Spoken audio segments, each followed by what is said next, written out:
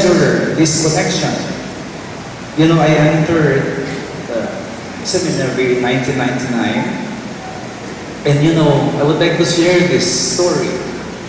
Dahil nung nagsalita ako sa Makati last month, niregaluhan niyo ako ng isang imahen ni Our Lady of Banu.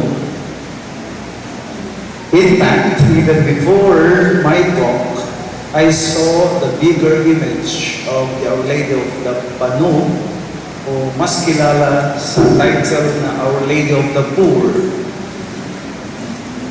Nagiging curious ako kasi yung imahen na yon ay malapit sa puso ko. She was my inspiration to put up the SBD Laudato Si Farm in Tagaytay. She has created wonderful miracles through and in the farm and in my life. And part of my story was when I visited the apparition site nung nag-aaral ako sa Rome. I visited that place nung pagpunta ko sa Banu in Belgium. At nakita ko yung lugar, unlike Fatima and Lourdes, napakasimple ang lugar hanggang ngayon. But it is so inspiring. Para akong binuhusan ng malamig na tubig. And I promised to her, sabi ko, when I go back to the Philippines after my studies, I will promote the devotion to you. Pagbalik ko sa Tagaytay in 2018, I didn't know that for many years that we were seminarians, na may nililinisan kaming grotto doon, siya pala si Virgin of the Poor. 2018. And 2020, I became director and start kami ng farm. At ang dami kong pangako sa kanya. And lo and behold, whatever success of the SBD farm in Tagaytay, I felt it is the Our Lady of Banu, the Virgin of the Poor.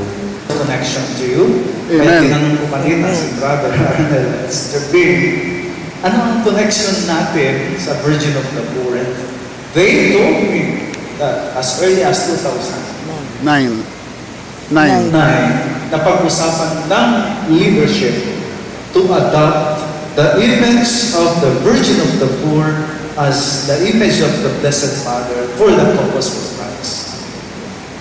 And so when I gave a talk on Dilexit in Makati about the invitation of the Holy Father to make us closer to the poor in the world, naintindihan ko na how the Blessed Mother, how God worked in our lives. And may the Caucus for Christ family continue to work for the poorest of the poor.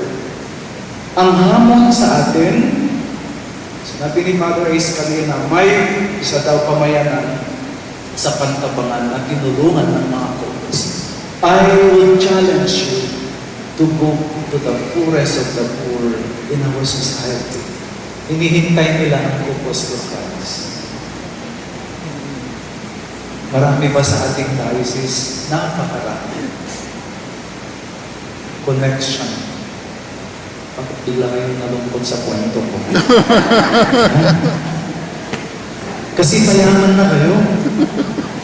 Maraming mayayaman sa atin. Mayayaman na tayo kasi we feel abundant. We always feel that we have so much to share. Ang mga taong nangako kay Jesus, hindi yan mauubusan kahit kailan. Tama ba ako? Amen, amen.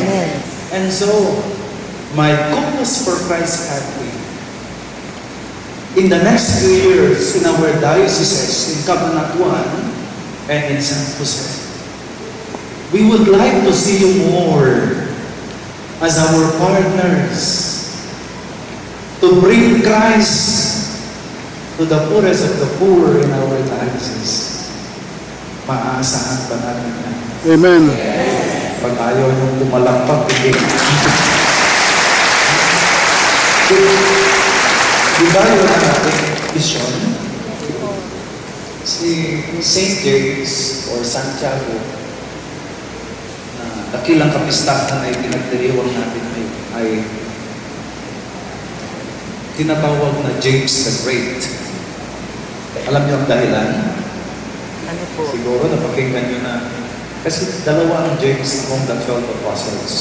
There is James the Lesser and there is James the Great. Ito yung pinagdiriwang natin. Siya yung pinupuntahan natin sa Compos Camino This was a sa Spain. Spain. Ito yung tomb niya na doon. Yung Our Lady of Pilar na Zaragoza. Dahil lahat dyan kay Santiago. At napakinggan natin sa Ebanghelyo. Si Santiago na kapatid ni John, in English, James. Mahirap kasing tandaan kasi nakakalito, di ba? Si Santiago sa Tagalog ay James. Kaya nga nakasuot tayo ng ulang to celebrate the feast day of this special saint. He is James the Great because he was one of the first 4 apostles called by Jesus. Peter and Andrew, magkapatid, and James and John. Kaya dahil fishermen sila, may image sila na matapang dalawa. Siguro maraming pag-aaring bangka. Matapang sila na. Kaya binansagan sila ni Jesus na magkapatid ng Sons of Thunder. Astig si Santiago. At yung napakinggan natin sa Ebanghelyo, ang kanilang ina na si Salome, lumapit kay Jesus. Sabi niya, Jesus, pwede bang gawin mo kaya ang ating human dynamics? We always start with worldly connections, with human connections. Ang iba dahil hindi lumalalim ang connection, umaalis. Tama? What has sustained us for the past 36 years, it's not just because we are cousins, kumpare, kumare, but there is something more. And James found that at the end of his life. Kaya madali sa kanya na nagiging martyr. Ito rin ang hamon sa atin. May we continue to grow in our connection with each other. Connection that is grounded in our desire to die for Christ, to die for others. And I will tell you, much more will come in return. Pagpalain sana ng Diyos ang Corpus for Christ para mas lalong makatubuan ng may kabuluhan sa tawag ng misyon sa ating simbahan. Amen. Ibig sabihin ba na palakpak ninyo ay yes na yes para sa mga tour? So, nag-usap kami ng mga kaparian na pati si Bishop June to make your presence in our dioceses mas magiging mabuhay sa ngalan ng Diyos. Amen.